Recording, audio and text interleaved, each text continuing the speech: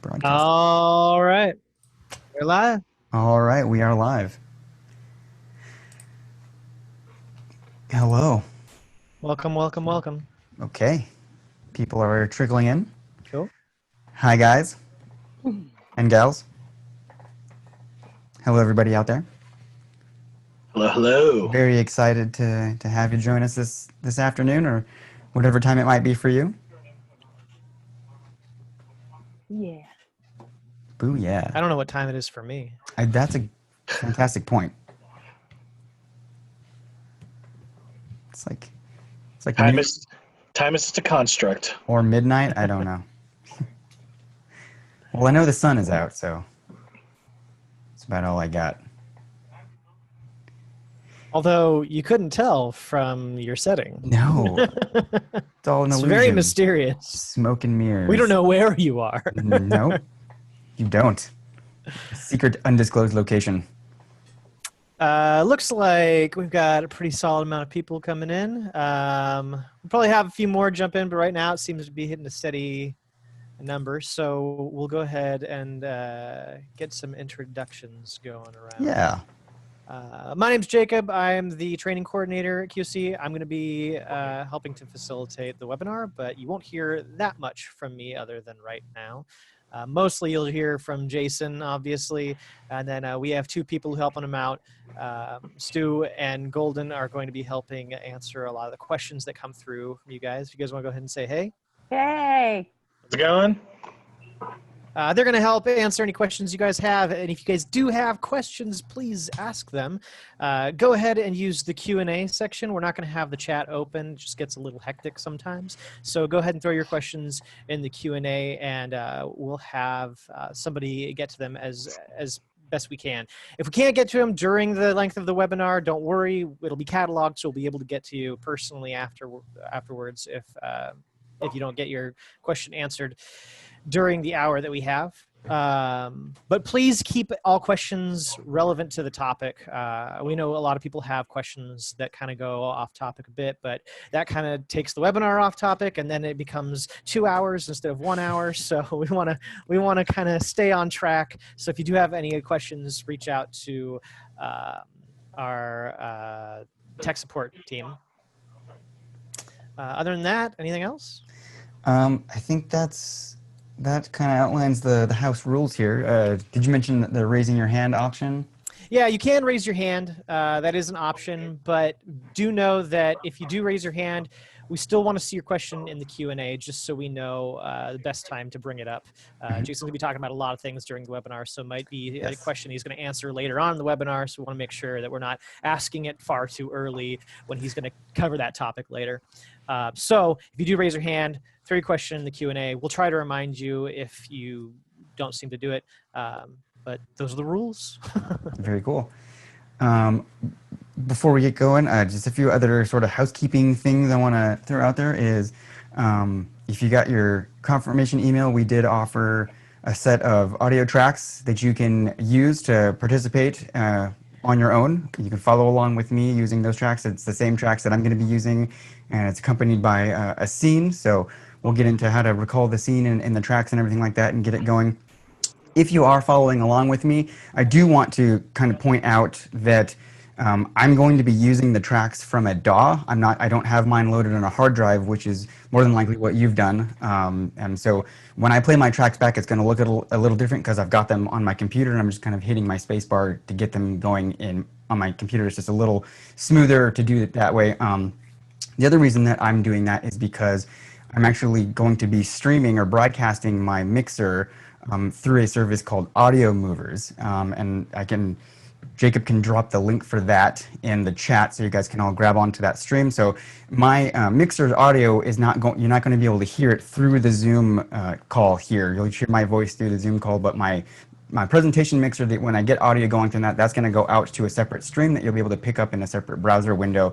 It just kind of keeps the fidelity of that stream high quality, and allows you to kind of adjust your levels for yourself, adequately. You have got your independent level control for the stream on my mixer, and you can hear my voice in the call.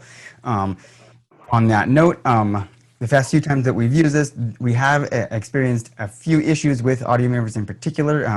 I'm trying to get a hold of their support service, but I haven't been unsuccessful so far. But what I can surmise is we may have a bit of a limitation on how many people can grab the stream at once.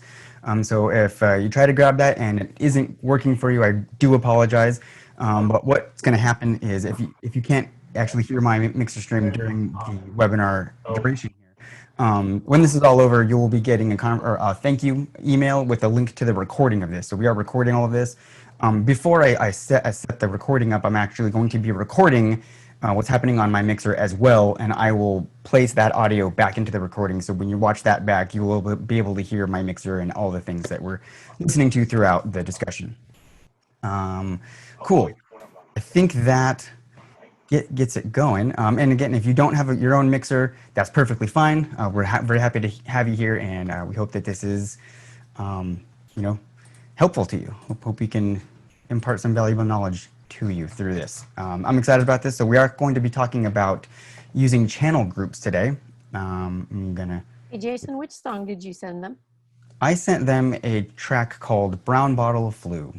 It's just a nice little blues number. Linda, yes, we've used Brown Bottle Flu in the past. Yes, I've been using the same track for all of these webinars. If you've participated in any one of the webinars, we've had the audio, it's the same tracks.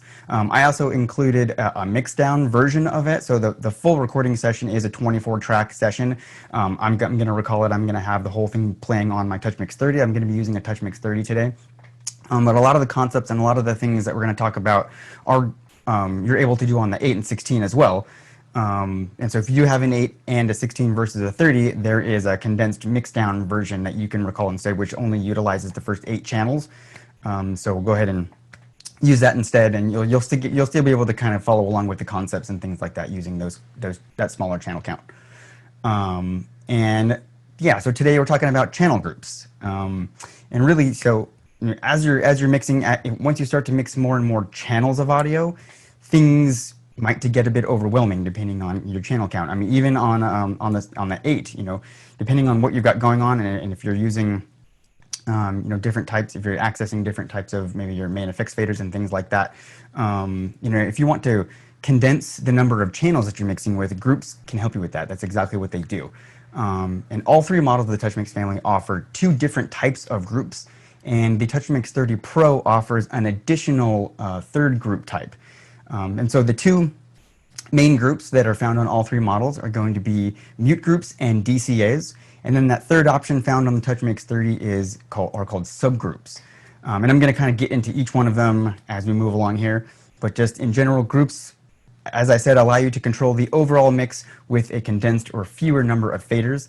So, you can do things like make instrument groups, such as guitar or keyboards or drum kit. And I'll be elaborating on all of these different things as we go. Groups can also be made for multiple mic types, depending on the kind of event you're doing. If you have a number of like headset mics or lavaliers, or even, you can utilize physical locations on a stage. So if you're doing like a speech performance or a theater type of performance, you can kind of map out maybe different sections of your actual physical stage and group your components for each section that way. So there's all kinds of applications, all kinds of uses for channel groups. Let's go ahead and just talk about channel groups. Let's talk about what they are, first of all. And as I punch through this, I'll go back to my PowerPoint slides here. So the 2 groups that I mentioned that are found on all 3 models are going to be our DCAs and our mute groups. I'll start with mute groups because that's the simplest of the 3. It essentially mutes all of your channels. So any channel that is assigned to a mute group, you can activate that mute group or activate the button for that group, and all of those channels are muted at once. It's pretty handy. And we're going to take a look at that one first. A DCA also has the ability to mute all of the channels that are assigned to it, but it is also going to apply or take away gain to all of the channels that are assigned to it as well. So a DCA groups channels together so that the overall level of all of the channels in the group can be controlled with one fader. So you've got just a single fader that you can kind of drive and take away the level for all of those channels. It can be very, very handy. And then on the TouchMix-30 Pro, we have subgroups in addition to those 2 group types. And a subgroup is very similar to a DCA in that they are able to control the level of all your channels that are assigned to it. The main difference between a DCA and a subgroup is that a subgroup also gives you the ability to add processing. So you can add effects, EQ, limiting, compression, and to your group of channels now, and that opens up a whole new range of applications that we're going to talk about. So that's essentially what groups are. Let's go ahead and pop over to the mixer, and we can start working with some of these things. To start us off, if you're following along, if you've got the tracks and the scenes downloaded on a drive, I'll show you real quick how we're going to access those today. First thing you want to do is recall our starting scene. And to get to the scenes, you can either hit this button right up here that's hidden by my face right now, or you can press the menu button right here. And then select scenes on this menu screen there, and that takes you right in here. And then if you've got your scenes and all of your content loaded up on a drive that's plugged into the mixer, you will see your scenes in this column here labeled USB. I've got them in my actual mixer column because I created them on my mixer and saved them directly to here. But you should have the groups starting scene and the group starting scene mixdown, MXD. So if you're working with the TouchMix-30, go ahead and recall the starting scene. If you're working with an 8 or 16, go ahead and recall the mixdown scene, which will just set up the first 8 channels. And to recall a scene, you select it. We're going to hit this recall button there, and you confirm it by hitting yes. You will know that that you've recalled it successfully by looking in the scene name up here, this field right there. That should reflect the name of the scene that you just recalled. You'll also see it in the button right up here above the main fader that you can't see on my mixer, but it's there. So there, once we've got our scene all dialed up, let's go ahead and go into the recording mode. So hit the record play button, and now we're going to pull up our recording session so that we can listen to this audio. And like I said, I'm going to be using a DAW playback system for mine, so my screen's going to look like this, and I'm actually not going to come in here after this during my presentation. But for you guys, unless you do have yours loaded up on a DAW as well, more power to you, however you want to run it. But if you're running them off of a USB drive, you're going to want to switch this in the recording mode section right there. So hit that record mode button here, select multi-track DAW, and if you're on the 8 or 16, you won't have the DAW option at all. So you should be in this mode. It should look like this. You should have your recording and transport controls here with your timeline. And then to recall the session itself, we're going to go to the record setup. Right there, that's that little button right there, record setup. And then I have nothing loaded in mine, but you should have your recording sessions in here. So you should have that brown bottle of flu session and the brown bottle of flu mixed down. So whichever mixer you're working with, go ahead and recall that session, and you're just going to select it there, hit the green recall button, and again, you'll know that it recalled because it should reflect the name of that in the current session field there. Once you see that, you'll be able to press the record play button again to get yourself back out to this screen. And that session should again be reflected here. So you should read it right there. You should see what scene you're in right there. From here, all we need to do is set all of our channels to track mode. So I'm going to just go back through all these channels real quick to show you how to do this. Up above your transport controls on all of your channels here, you have a track button. We're just going to engage that on all of our channels.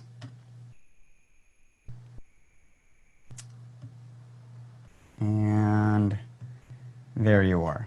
So everything's set to track, proper recording session recalled. And then from there, if you were to hit the play button, those tracks should be playing back into their channels, and you should be able to hear that audio. I'm going to go ahead and reset mine, and I'll do a little audio test of mine. And get that going. I'll make sure that my stream is broadcasting, and let's give her a go.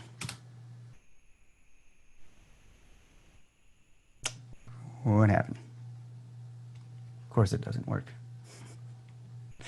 Oh, I know what happened. I got to get this going. Maybe it's that one. Oh boy. We're going to the mains. I'm going Track. out. Yep. Are you in track mode on everything? Oh, of course. Thanks, Golden. That one. It's always something silly that gets me like that. I promise, guys, I know how to work the TouchMix. You can trust me as your teacher and advisor. Okay, now that should work. Let's see what we have now. Make sure I don't kill us. There we go. Okay. That should be going out. Hopefully you're all able to hear that through the broadcast.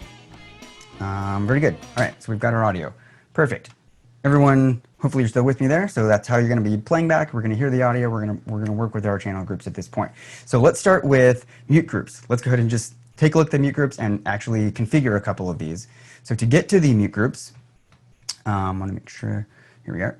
We're actually going to press, I'm going to back my zoom out slightly for just one moment.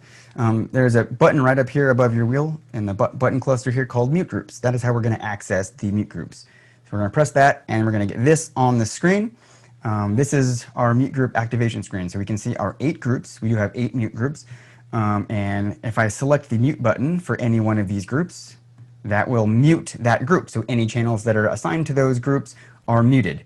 Now, to assign our channels, we have to go into this edit button. So it's a little button right up here called edit. If I tap that, now I'm in my edit window for all of my mute groups. And I have my tab navigations up at the top of the screen here, allowing me to scroll through all 8 of my groups and assign them however I want to. So what I'm going to do, I'm actually going to utilize my mute groups and I'm going to set them up to use them for the remainder of this session. I'm going to create a couple of groups that are going to allow me to isolate certain groups of channels so we can have the ability to solo things out for the duration or for the remainder of this webinar here.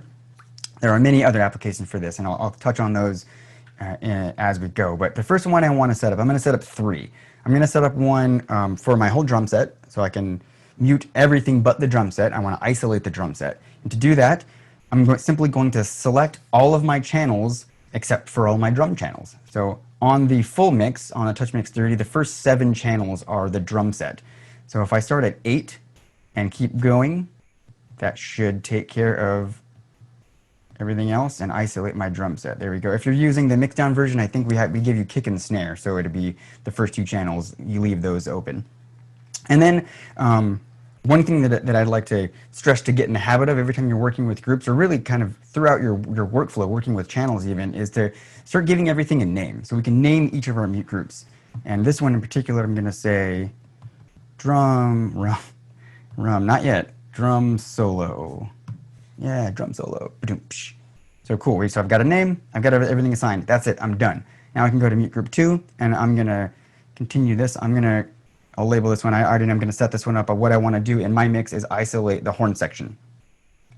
So I'm going to say horn solo, and I'm going to select everything in the on my buttons here, if I can think of words, and except for my 3 channels that are my horns. So I've got my sax, my trumpet, and my trombone. So that's all I'm going to need there. And then my third one, I'm going to isolate just the lead vocalist, our male vocal channel, which is 22 for me. So I'll just select everything in here. Yep, there we go. And then I can say, clear that lead vox solo. Lead voxum solo. Very good. Now, if I press the mute groups button one more time, now that I've configured all these, whoops, left out my organ there, I don't want that. Now we're back on this screen and we can see the names. I'll zoom back in here. So we have my 3 that I just set up here. Drum solo, horn solo, lead vocal solo, and now if I engage any one of these, all of these channels are now muted. If I press my home button to get back out to my mix screen and I navigate back to my first 7 channels where my drums are, you can see these are all open, and then starting at channel 8, if I look at the rest of my mix, all of these are now muted. Bam, we did that, it worked. Now if I go in and undo that and hit the horn solo, I can go back and now I can see my horns are open, everything else in the mix is now muted out. Now, I also do want to point out that the mute buttons are orange. If you're following along, that should be very clear. But if you engage a mute directly on its channel, you can see it turns red. If you see a channel's mute highlight in orange, that means that the channel is being muted, but it is not being muted at the channel directly. It means there's a group, it has been assigned to a group of some sort, and that group has been muted, and so thus your channel is now muted. So that is something. So Jason, we had an interesting question. Cool. Somebody asked if you can put mute in more than one group. Yes. And the answer is yes. Yes, you but can. you have to be careful because if you unmute that group, you also have to unmute where else it's muted, Yeah. or you won't be able to hear it. You'll double mute your channels, basically. Mute Yeah. inside of a muteception. That's a stupid joke. But yeah, so if you have it assigned to more than one group and you activate the mutes on multiple groups, those channels are going to be muted. If one of the mutes is turned off, and the other groups is still is in a muted state, any of those channels are still going to be in a muted state. So you are going to want to be paying attention to that. One thing that is handy in that event is if you come into the menu, you have this clear section here, and there's a mute option. So if you come in here and hit that clear mute, that is just going to blow out all of your mutes. Now you'll want to be careful when you use that, because it does, again, it just opens up every mute that you have engaged. And so that would be a good way to kind of just effectively and quickly clear that out if you're uncertain of what's being muted at where, but from what. Cool, that was a good question. Thank you for that one. And that actually kind of sums up mute groups. They're extremely simple. They're very easy to set up. They can be very effective for a number of applications. And aside from just giving us the ability to isolate channels here, which is how we're going to use it today.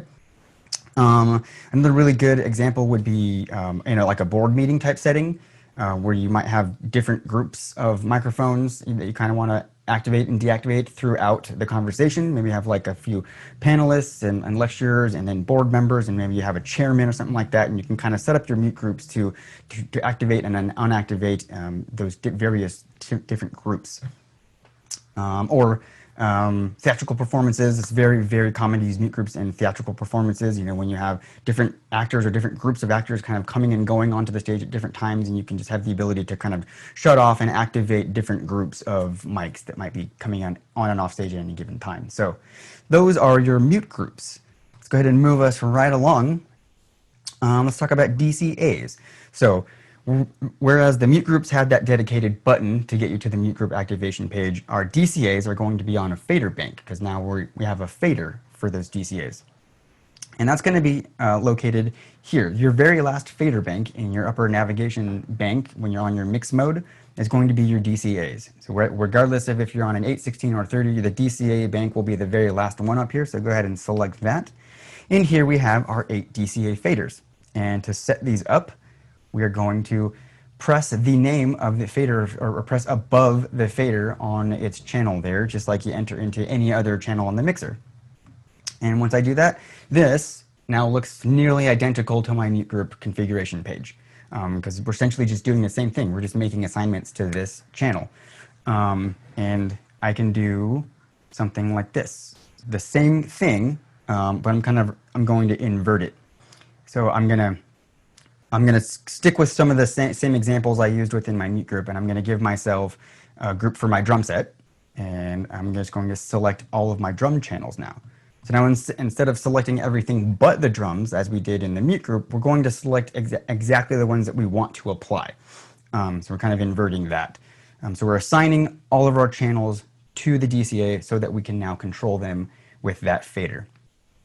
So I've got one for my drums here, and I can name that simply drums, and that's it. Now, if I were to go back up to my mix, and let's just pull my mute groups for now. I want to take this, and I'm going to get my audio playing just for a second. You can hear my drums. Is If I your take main that mix fader queued? all 'Cause I the don't hear way it. down. What's that? Is your main mix queued? Because I don't hear it. You're not hearing it. My main mix should be going out. It's going directly out of my outputs. Oh. Let me see. Yeah, it should be coming directly out. Oh. How about now? No, Are you hearing I that? still don't hear it. Do you guys hear it? Well, that is going to be a problem. Let me troubleshoot real quick here. Let's see what happened. There we go. That's what happened. I need that to go out of there take it off of there.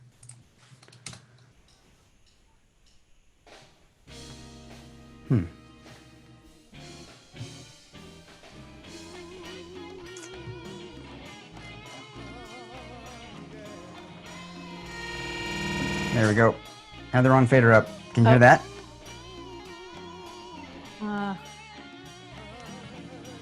I'm seeing that going out now. You should hear that.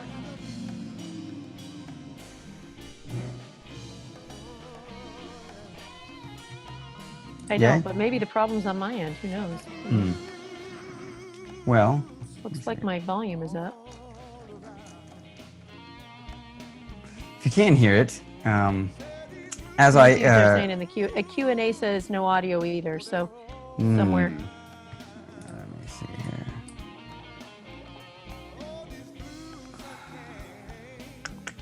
Okay, I can fix this. Let's see here. Let's go to. I don't want to go back out here.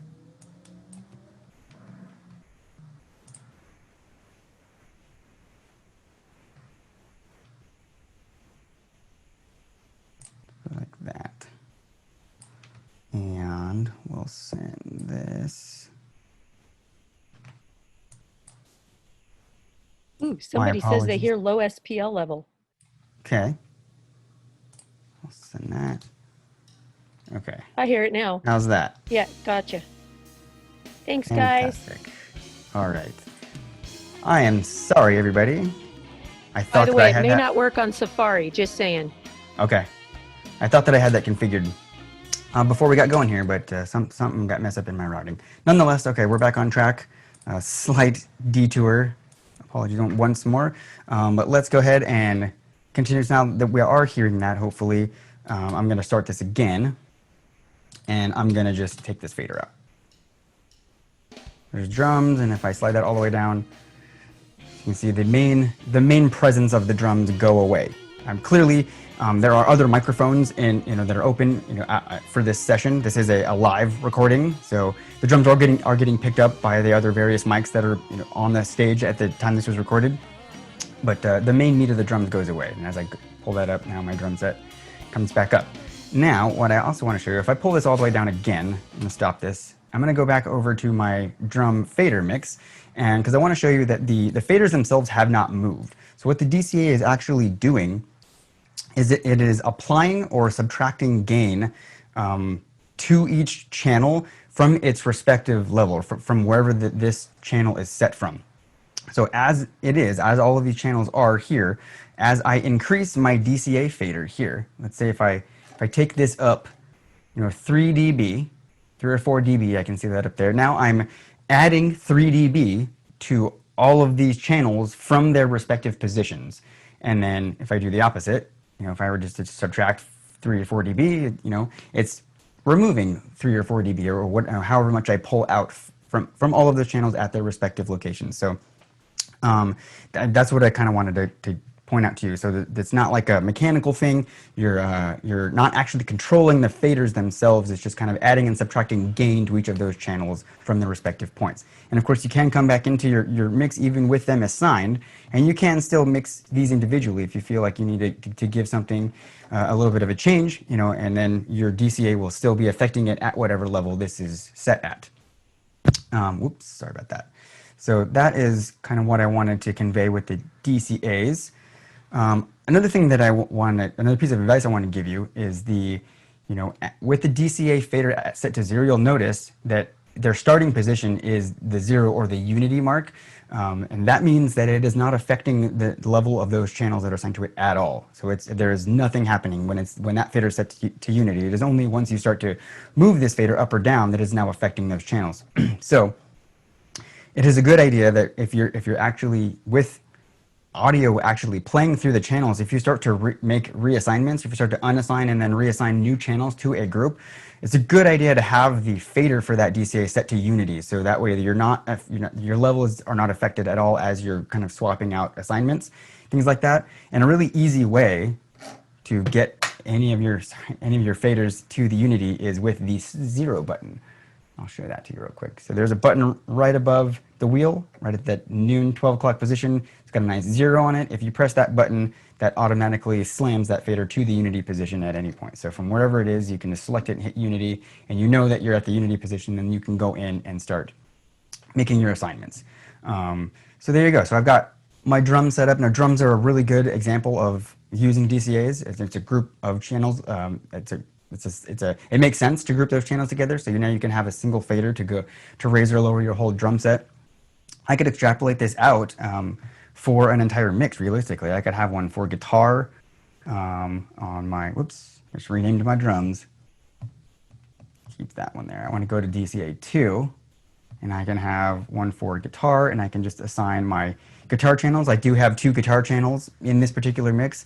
Sometimes, if you have a single guitar player, but you're using a dual microphone technique, sometimes you can use 2 microphones on the guitar cabinet on stage and be able to blend those 2 together. That would make sense to group those 2 together, or if you've got multiple guitar players, things like that. So just kind of create groups out of similar channels. I could keep going, and I could say, I want one for the vocals. I've got a vocal section here, so I can assign all my vocal channels. I can go after that. I could maybe do keys, my keyboard, cries. Yeah, I'll keep that, cries.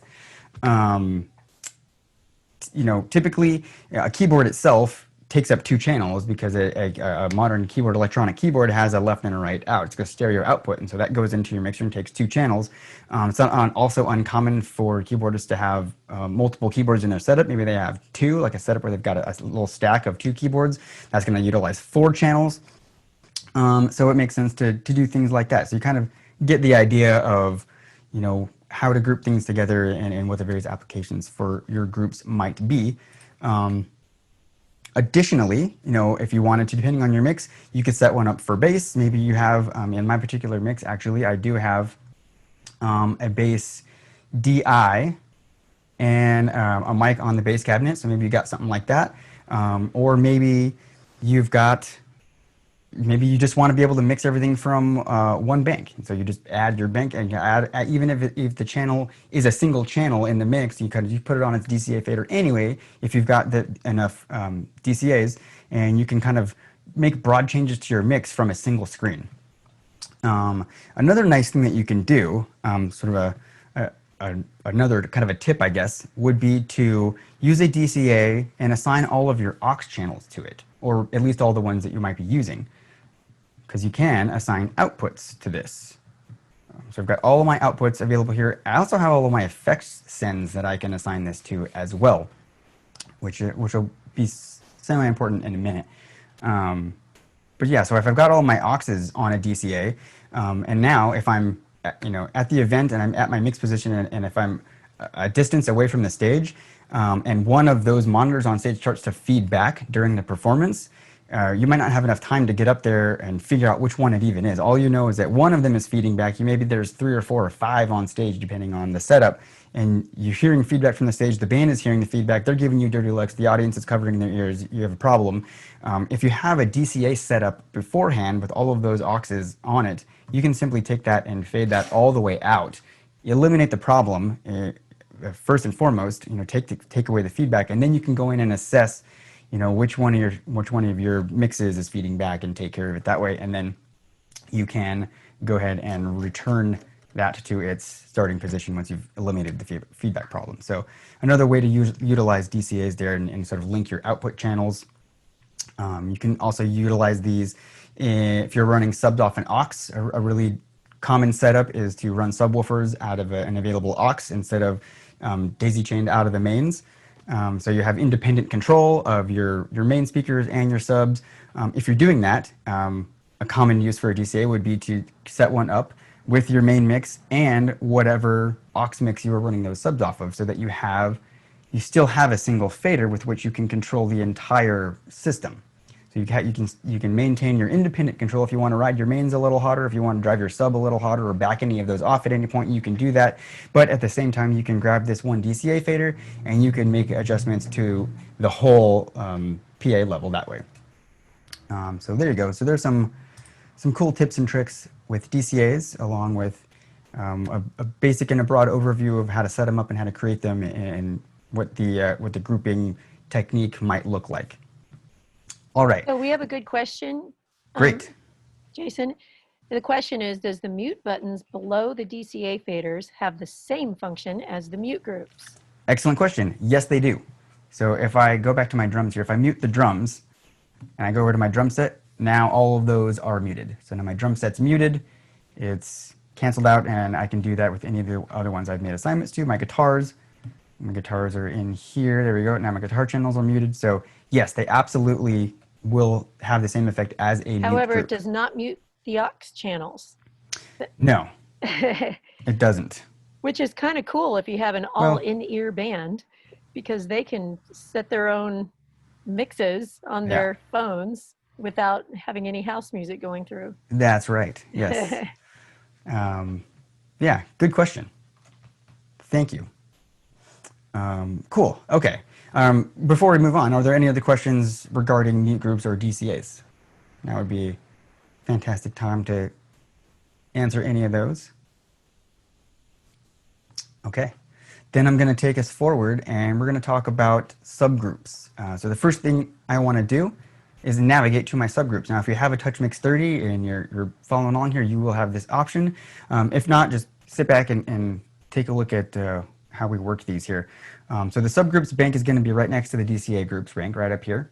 And I can get myself a little closer to my screen again now. So I can press subgroups, and now I'm looking at my subgroups bank. And now these look a little different. Jason, another good one before you keep going. Great. The difference between VCAs and DCAs. Digital versus voltage. So a VCA stands for voltage controlled amplifier, and a DCA is a digital version of that. So a VCA on an old analog console basically had this primary function of this, but it would use voltage control to add gain and subtract gain from your channels that were assigned to it. In here we're doing it digitally. So it's the same principle, it's the same concept, it's essentially performing the same task. It's just a slight difference in the name, digital versus voltage or analog. Fine question as well. And if you are familiar with what a VCA is, a DCA is pretty easy to understand. Cool. So let's talk about the subgroups. So the first thing you're going to notice is the faders look like actual channel faders instead of our DCAs there. And their starting position is all the way down, much like a channel fader. We have 8 of them, just like the DCAs and the mute groups. And we have 3 primary uses for these. So what we have with a subgroup is, yes, the ability to raise and lower your level for all of your channels there. We also can mute them. We have a mute button as well. But now we're going to apply processing. So if I actually enter into my first subgroup here, we're going to see a variable channel strip. This looks very similar to an input or an output channel strip. We have an overview screen where I can kind of see my broad strokes of how this group is configured. I have an EQ. So I have an EQ for this group. So anything that's assigned to this, I can run through this EQ and EQ my group of channels. I also have a limiter or a compressor. You can toggle this between being a limiter and a compressor. I have effects. So I can send effects I can send this group to any of my effects and apply effects to a full group of channels. I can send this out to Oxus, which we'll get to in a moment. You have the ability to save presets. So if you configure one of the subgroups a particular way and you want to be able to save those settings, you can save yourself some presets here. And then the last tab is the setup tab. This is where we're going to configure them. And before we start to configure them, I just want to kind of cover the 3 primary applications or 3 primary ways that subgroups are used. The first application, which is what we'll start with, is to apply common processing and level control to multiple inputs and then return that processed group back to the main left and right output. Okay, so we're directing a group of channels into our subgroup now. We're processing that group, and that is going out directly out to our main output so we can hear that out of our main outputs within our main mix. The second and third are going to be utilizing aux outputs. So The second application would be to route a group of inputs, often called stems, to an external destination. So you'd set up an aux, you'd send singular DC or subgroups out to different auxes to create what's known as stems, which is basically a single signal that contains a mix of a particular few channels, like drums. If we were to create a drum subgroup or a guitar subgroup and vocals and kind of like sort of use that paradigm with our subgroups, we could now send those subgroups to individual aux outputs and then have you have the ability to send those to an external source like another mixer or maybe a broadcast device or a recording device. So we have basically just we still have some control over the overall mix, but we have a condensed or fewer channels within that mix. So we're basically just mixing like the whole drums, the guitar, the bass, the keys, the vocals, or whatever our groups are as individual groups on single channels versus the complete mix of everything. So it just can make that process a little easier. This is also called submixing. So if you're familiar with the term submixing, that's exactly what this is. It's very common. So sometimes you might have like a 2-mixer setup at an event where you're kind of using one mixer to submix sections of the overall mix and then send that to your main mixer. So you have a smaller channel count on your main mix there. So we had a question earlier on from a participant who wanted to know, can you add the sub mixes in the auxes? And this would be a prime situation where you would do that. Absolutely. I'm going to show you how to do it in just a moment. But yes, I absolutely can run your subgroups to your auxes. Additionally, you can also use your DCAs in your auxes as well, which is something that is, I wouldn't say wholly unique to TouchMix, but it's not found on a lot of mixers that utilize DCAs. They don't give you the ability to use them in an aux mix. But just to sidetrack very briefly here, if I go into my aux 1, I have my DCAs tabbed there. So I can utilize my DCAs in aux mixes as well, which can be really helpful if you're giving if you're giving monitor control to the performers themselves, because you can pair iPhones and smartphones and tablets with the mixer, and you can give people control of their own monitor mixes. And if you direct them to the DCAs, they can make very, very quick and easy changes to their mix without having to go through and really mess with and fine tune the overall broader fader mix. So that was an excellent question. I'm glad that kind of brought me back around to that as well. So yes, subgroups and DCAs are available in the auxes. I'm going to go back into my subgroup here. So now we can set this up. Oh, let me actually finish my thought here. So the second application would be to use the auxes to create stems, to create a submix for whatever purpose you might need that. The third application would be to set up an aux with a number of subgroups. So you're essentially creating a submix within a single aux that can be delivered to an external destination. And I'll dive into that in a little more detail along the way here. But first, let's get a couple of these set up and play around with them for a minute. Before I make my assignments, there is one thing that I want to bring attention to, is this control right up here. So these are our assignment buttons. This looks similar to our DCA and mute group assignments. That's all we're going to do is touch these buttons and assign whatever channels we want. Before we start doing that, we want to be aware of this control here. This is called Unassigned Input Channels from main left right when assigning to this subgroup. For most applications, for most intents and purposes here, you're actually going to want to switch this to yes. And so I'm going to go ahead and do that now. And that basically what that's going to do is that is going to actively unassign any channel that you assign here from going to the main left and right. Because I'll show you this in a second, but from within the setup screen of each of your channels, you have the ability to unassign those channels from going to the main mix. And there are many applications why you might want to do that. This is one of them. With this control up here, the subgroup will do it automatically so that you don't have to go back after making these assignments and then go unassign each one from the main as an additional step. So it just kind of simplifies your workflow a little bit. And I'll get into a few reasons why you would want to have this set to no towards the end here, but for most applications, most specifically the kind of the first three that I highlighted here, you're going to set that to yes, because we're just going to want to be rerouting our signal basically into the group and then out of the group back to the main. So we don't get it going directly to the main, and then you get the subgroup also going to the main, and so you're going to get a blend that way. For a lot of things, you don't want that. You just want it to reroute it into the group and then back to the main. So that's what we're going to do here. And for now, I can set these up identically to how I kind of assign my DCAs. It's a good way to do this. So if I wanted to do a kick drum subgroup, I can do that. Sorry, kick drum, a drum subgroup. I can go into my next subgroup channel, hitting the next button here, and I can set this one up for guitar. And now I have the ability to kind of work with my guitars. I can go to the next one. What else do we have? We had vocals, that's fine. We'll get my vocal channels. Keys, we had one of those. Wow, keys, there we go, spelled it right that time. And so from this one, I'm going to take it a little farther. You could get a lot more complex with this if you want to. So you could go horns. I've got a horn section in this one, so I could set up my horns. I could set up, what else do I have? I've got percussion, so I can set up some percussion. I can throw my bass guitar channels in here.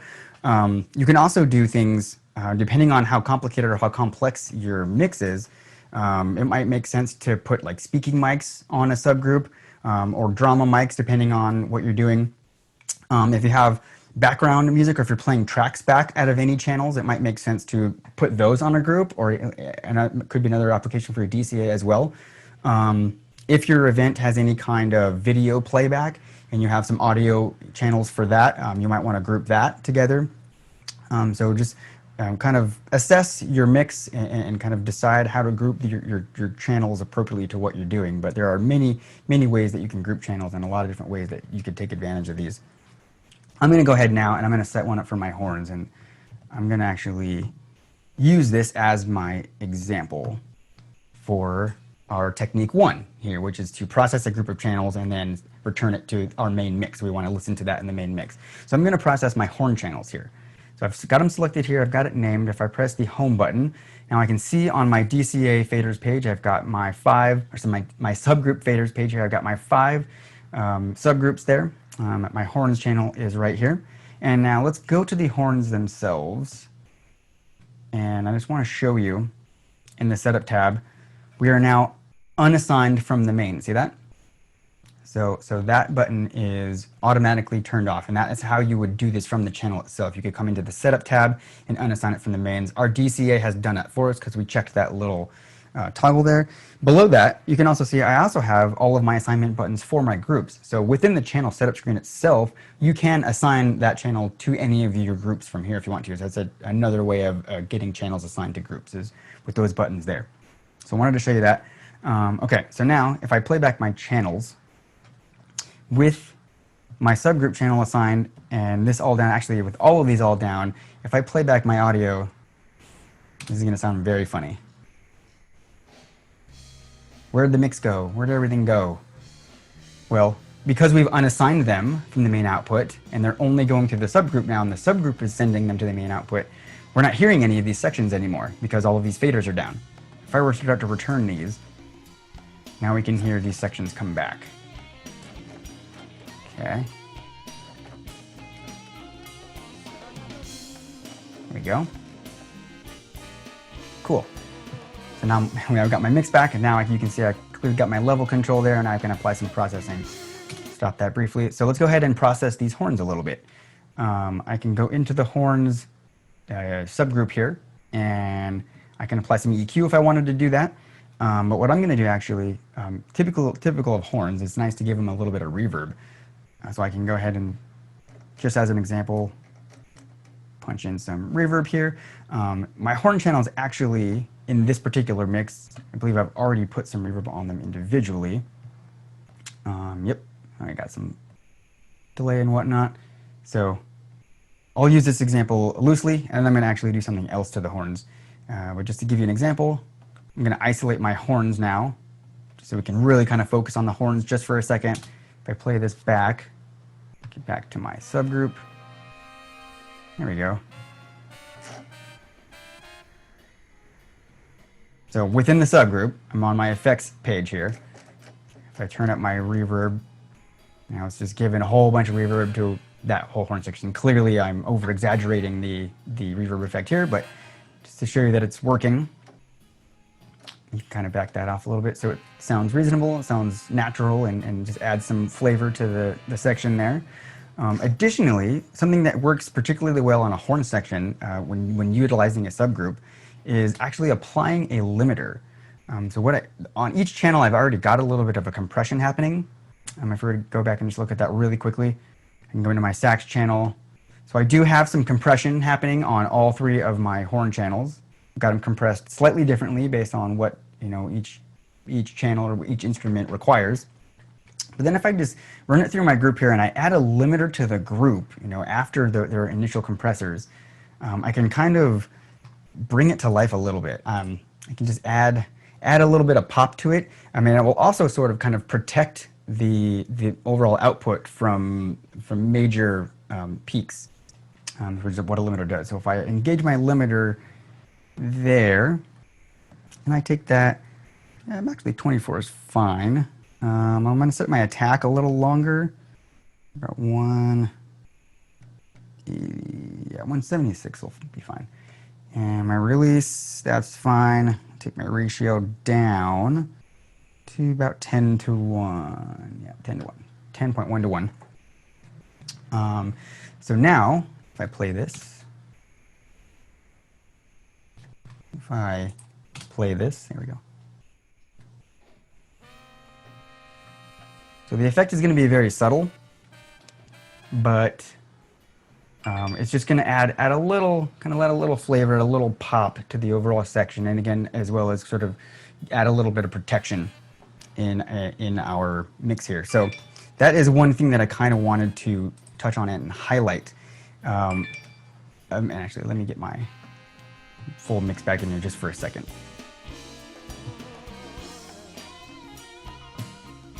Get a little more horns. Let me restart it so we can get that opening horn flare. Yeah, got a little bit of gain reduction happening already. If I punch it out,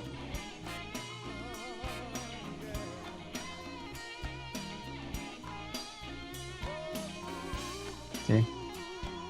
So we won't get into compression techniques a lot here, but typically, when you're using compression and limiting, unless you're going for a specific stylized effect with it, you don't actually want to hear what it's doing. You just kind of get it so it is working and it is managing those gain levels, but you're not really hearing the effect of it. But that is a really handy way to utilize subgroups for a horn section. Is just to apply a little bit of limiting, to the end of it there, and kind of keep that a little more under control. But in general, having that additional stage here, having an additional point where you can add compression or limiting, or having this additional EQ stage, is a major advantage of subgroups.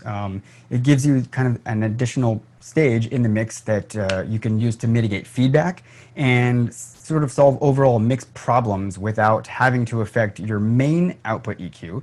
So in your main output, you do have your graphic EQ and your parametric EQ. So that kind of frees that up just to utilize it to sort of shape the overall sound of the PA, and to maybe kind of flatten your frequency response. And so you have this additional layer here in your subgroup that you can utilize to sort of help shape the sound of each group and mitigate feedback that way. And then your actual channel fader EQ is kind of left just to tailor the sound of that instrument. So you have these other layers now, your additional layer, your a stage that is being represented by your subgroup, that just really gives you an extra tool, an extra step in your mix that you can really control feedback and clean up the mix a lot, and just really use it to your advantage that way. So that is the main wonder of subgroups. We're going to get a little deeper into this. I know we're kind of pushing time. We had a little detour with the audio. I apologize for that. We're probably going to go a few minutes over here, but bear with me for a minute. Let's talk about our technique 2. So what I just showed you was an example of technique 1. So we processed our horn section and delivered it to the main output, and we listened to that directly within our main mix. Technique 2 is now we're going to start creating stems, and it's incredibly easy to do this. So if I just were to go into my Aux 1 mix, go to my subgroups tab here, I can take any of my subgroup faders and I can pull it up within this aux mix, and now this group is being delivered to that aux, and I can leave it at that. So if I just want to set up, use my groups to create the stems to submix my overall mix, I would do just this. I would bring up my first group fader there, and then I could name my aux output itself to reflect what that part of the mix is, or what that stem it represents. And I do that in my main output setup tab. I click into the name field there, and I can say drums stem, and I can keep going. I can go to aux 2, I can pull up my guitar, I can name that guitar stem, and so on and so forth. So I can just keep going with this and create any stems that I need. Now each of my outputs would then be connected to this would be your submix. You would connect those outputs to your secondary mixer, or to your recording, or to your broadcast device, so that you have some channel count. You have some control of the mix on that device, but you're not dealing with your overall larger channel count that way. So that is very, very cool to have. The other one here, the other technique that I mentioned, is utilizing a subgroup. So I'm going to pretend I set the rest of these up with the rest of my mix here, so I can go into like 7 or 8 and demonstrate this. So this would be using a mix of subgroups. So sort of kind of more or less doing what you would be doing by providing those stems to your other device. Within that device, you are mixing those stems together. Within this technique, we're using a mix or a blend of all of our groups or stems within the same aux mix, and now we can deliver this somewhere else. And so this is clearly very similar to technique 1, only we're just adding more and more elements of our mix, or we're creating a complete mix using our groups within the aux output. And this can be really handy for like backstage areas, or overflow areas, cry rooms, and if you're in a house of worship, things like that. Just additional or ancillary locations that might be in your venue or in the building that you want to send the mix to, and you want to have some independent control of the mix that goes there, but you don't need a full 24 channel fader mix or whatever it might be. I'm trying to think of a couple other examples. Teleprompter operators, it's very common to use it for this. Translators, if you've got video production happening in your event, usually you'd want a separate audio feed for them that's kind of tailored to what they want to be hearing. So really, really great use case for, or a lot of really great use cases for using kind of this third technique, and using your subgroups, just to build an ancillary mix to be sent out to another location. Another one would be similar to how I mentioned that you could utilize the DCAs, in a aux mix here, which is helpful for sort of a lot of similar applications. One of which would be if you've got performers that are controlling their own mix in their headphones, or even their own monitor wedge mix with their phone or a tablet or something like that. They can use subgroups in addition to, or as opposed to, DCAs in that kind of situation, and then they have the ability to kind of just kind of shape their mix how they want to do it, and using more broad strokes versus really dialing in a complete fader mix, which might not be necessary.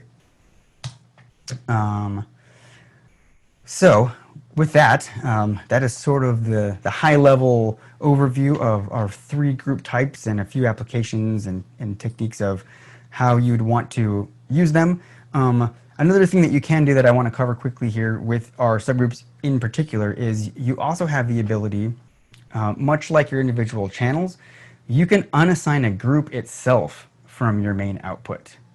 So if I go into my setup screen for any of my subgroups, and I hit that button, the assignment button for the main left right, now that's removed from going to my main output, and now I have a stem, or I have a group of channels that is only being delivered to an aux more than likely.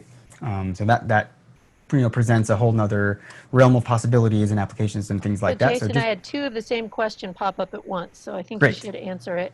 Yeah. Could you use subgroups to apply for delay speakers in the case of a longer room?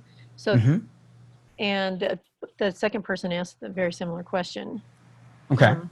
Can we use this as main for on stage? and then we can delay the mix. Yeah. Yeah, so delaying the mix is just going to happen in your output specifically, kind of regardless of what your mix is, whether or not it involves the subgroups or not. You're going to apply your delay in your output. So if you go to your main output, in particular, go to the setup screen here and you can punch in your delay, and you can increase that and set that up however you need that to be. Additionally, you have the same option in all of your aux mixes. So if you enter into your output for your aux mix on the setup screen, you have the same thing. You've got your delay there. So yeah, so that is going to be your complete output. So the whole output is delayed that way. So whatever is happening in the mix for that output, that's getting delayed. Fine question. Thank you. Any others? We are just about time. There is one more sort of kind of bonus that I'd like to leave you with, sort of how to apply some of these techniques in a little more detail. I understand that if you got to jump off, totally cool. But real quickly, I'm just going to give you a little insight into a technique called multiple compression. Having subgroups on our mixer here allows us to use this technique. This technique is very commonly, nearly exclusively used in recording. It's very simple in a DAW software to get some very complex routing and create buses and things like that, and group your channels that way. And you can apply different levels of compression or even EQ kind of throughout a signal at different points, which can be very advantageous. With subgroups here, we have that ability, and I call it multiple compression. There are a couple different variations of this, and they're not always all the same thing, but sometimes they are the same thing. Hopefully that wasn't too confusing, but basically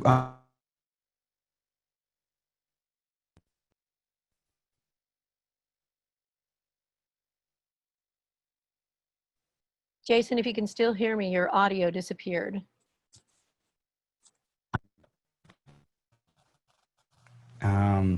I think what? I got it back.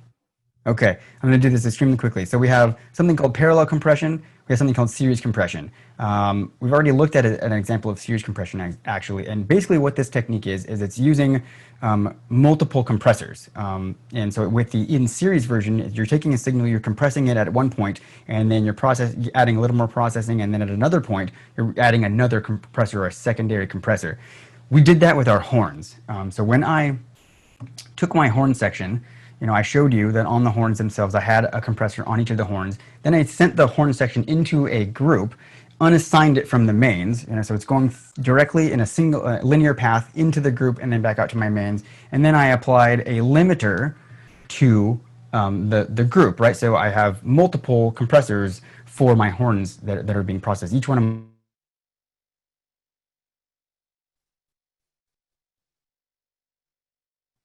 I think your sound card is going out. I lost you again.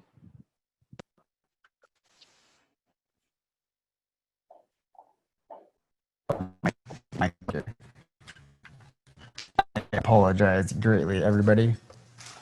I can get back up and running very quickly here. I hope. I hear you now.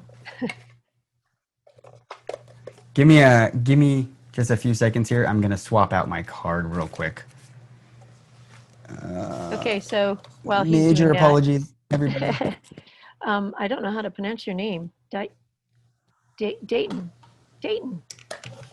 Cool. So he was asking, just to be clear, an aux track or group is different from a DCA group because of effects. Now, auxes are your outputs, and you're sending stuff out the auxiliaries. You can send groups out the auxiliaries. You have the option to send DCAs out the auxiliaries, and you cannot add effects, because that was also in your question, you can't add effects to your DCAs, but you can to your subgroups. You can also send subgroups out to your auxiliaries. But aux is referring to the output that you're sending all this stuff to. And then we have another one from Kenneth. He says, files of Pro Tools.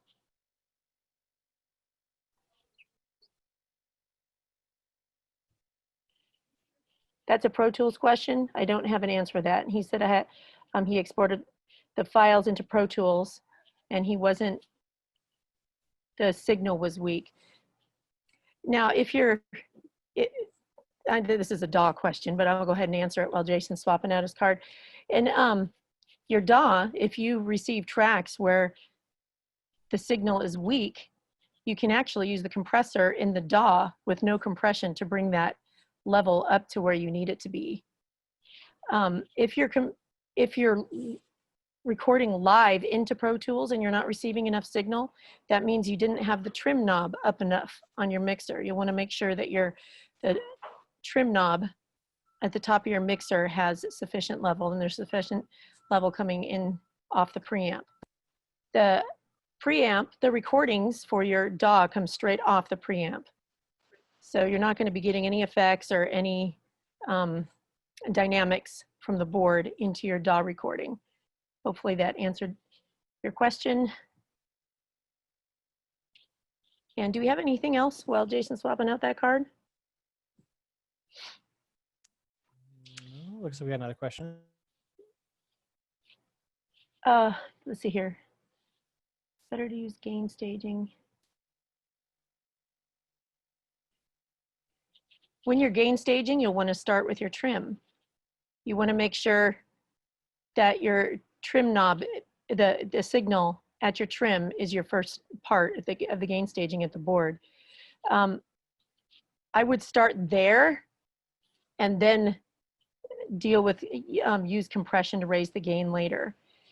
If you have compression set on that channel, you can turn up the gain compensation for the compression, which is super helpful. So that's the way you deal with compression on that channel. But I was referring to using compression to get the volume up in a DAW, because oftentimes when I do post-production, the client will send me the tracks and they just didn't have enough gain in the tracks that they sent me. So even with my fader all the way up in the DAW, I wasn't getting enough. That's when I will go into use the compressor to help get me some extra level out of it. And let's see, I have another question coming in.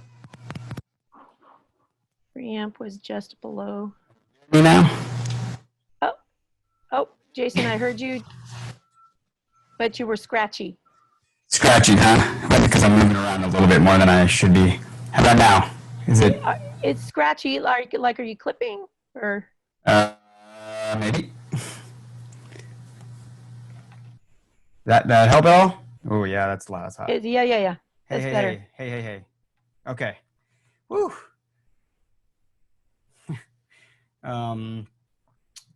Wow. Now where was I? Okay. I think I was talking about parallel compression. Parallel compression, right? Yes. All right. So with series compression, we're running it in a straight line. So we're running it in series. We have a compressor at one point and another compressor somewhere down the line within the same signal. A technique called parallel compression is also used, and I'm going to demonstrate that now, hopefully as quick as I can.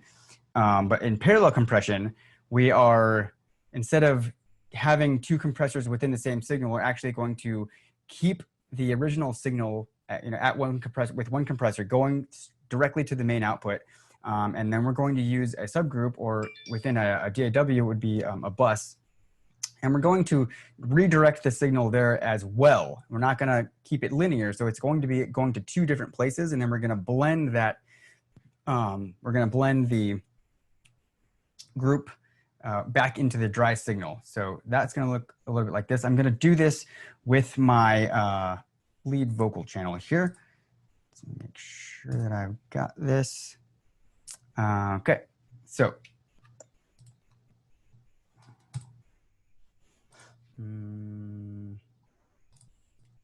Yeah. All right. So a couple of things I want to do here. On my main vocal channel, I'm going to go into the setup, and I'm going to kind of just take it out of what I've already set it up to do. And I'm going to assign it to a new subgroup. So I'll say subgroup 6. And I also want to keep it going to the mains. Okay, that's very important here. So it's going to the main output, and it's going through my group as well. And if I go in here and actually solo this out, so it's in subgroup 6, and if I get my playback happening, you should hear.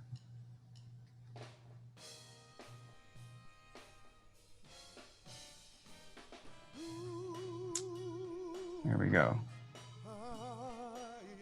Oh, I got something muted here. Here we go. I'm going to blow out these mutes. Come on. All right.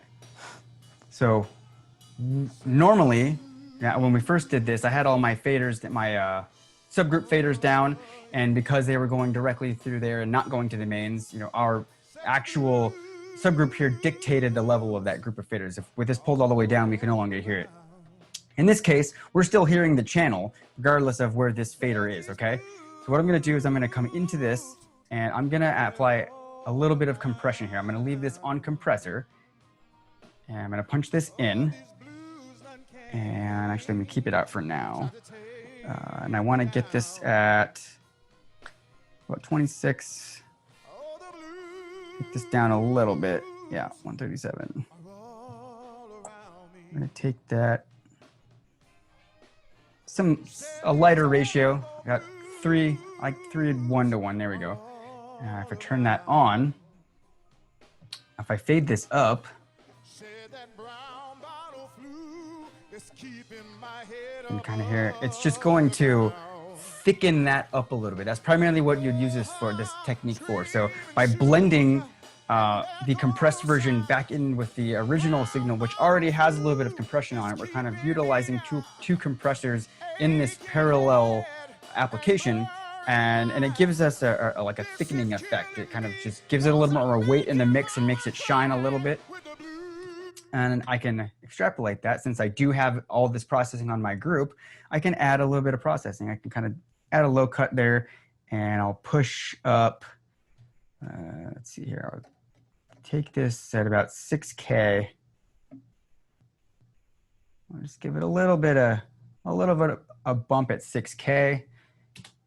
And if I play that,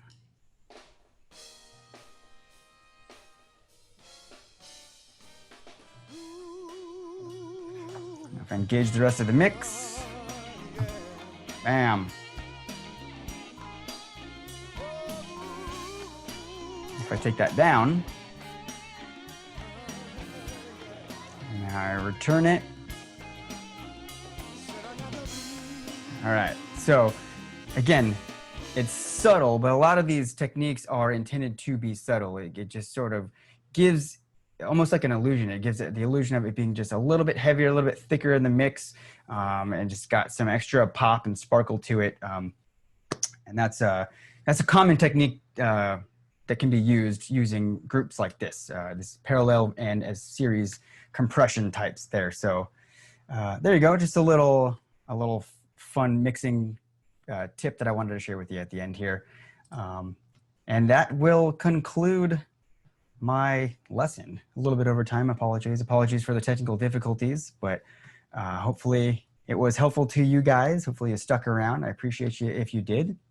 Are there any final questions? And I know, I think Golden, you were answering some questions when I was swapping out here. I was hearing bits and pieces of that, but if there's anything else that we want to have addressed on camera here, or if there are any new or additional questions regarding to groups or mixing techniques in this regard, happy to answer a couple of them now.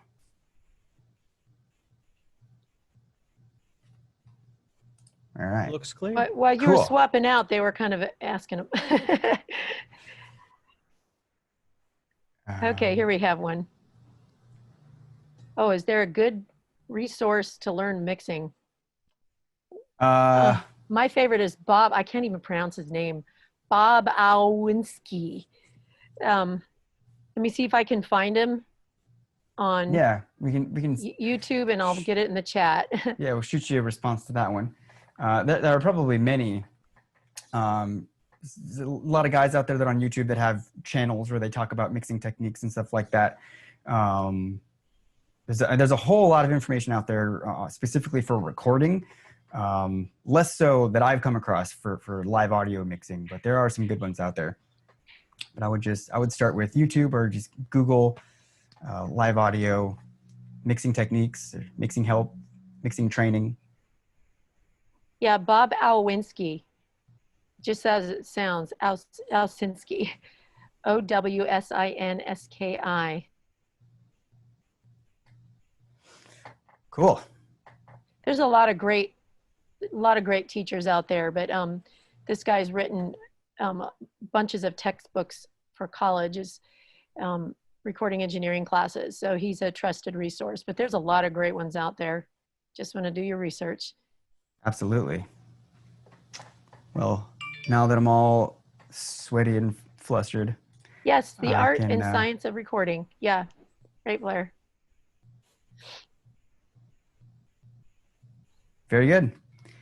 All right. Well, then I think with that, I'll go ahead and call us. Thanks again for sticking with us. Sorry about the technical difficulties, but hopefully you're able to get some good information out of that, and keep checking your inboxes for the recording. So if you want to come back and review any part of this, or if you just want to watch me fail again, you have the option to do that. Oh, Jason, you did great. Thank you very much. All right, guys. So that's it. Thanks, everybody. Bye-bye.